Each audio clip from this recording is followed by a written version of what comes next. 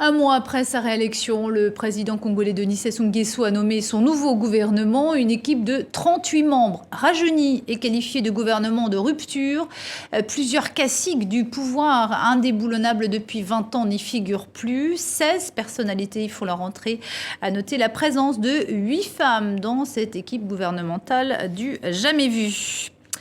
Et 2 ans après l'opération Bataille à Bakolo, autrement dit la gifle de l'aîné en Lingala, que sont devenus les milliers de ressortissants de RDC qui ont été expulsés du Congo-Brazzaville?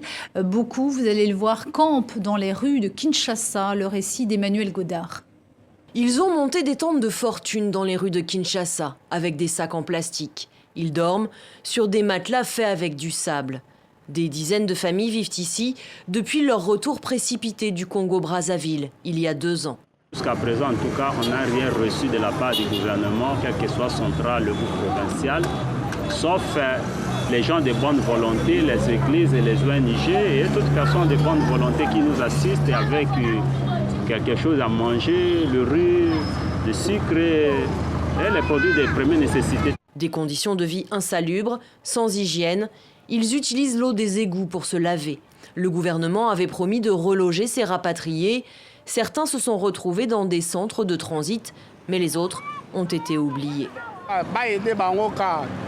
Il faut que le gouvernement les aide à sortir d'ici. Il faut leur trouver un autre endroit. Ici, ce n'est pas adéquat pour les enfants. Il y a des parents qui n'ont même pas d'endroit pour se laver. Toutes ces femmes qui sont contraintes de se laver à l'extérieur, à la vue de tout le monde.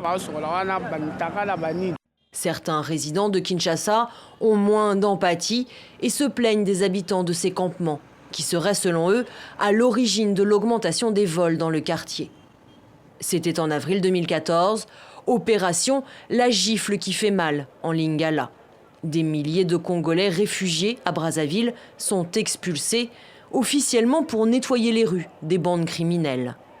En venant dans leur propre pays, ces personnes espéraient non seulement la protection de la part des autorités congolaises, mais aussi être réinsérés très rapidement.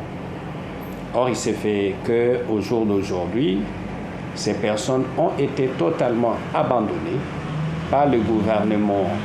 Dans un pays à l'économie en berne, où même la classe moyenne peine, ces rapatriés risquent bien de connaître encore quelques années difficiles.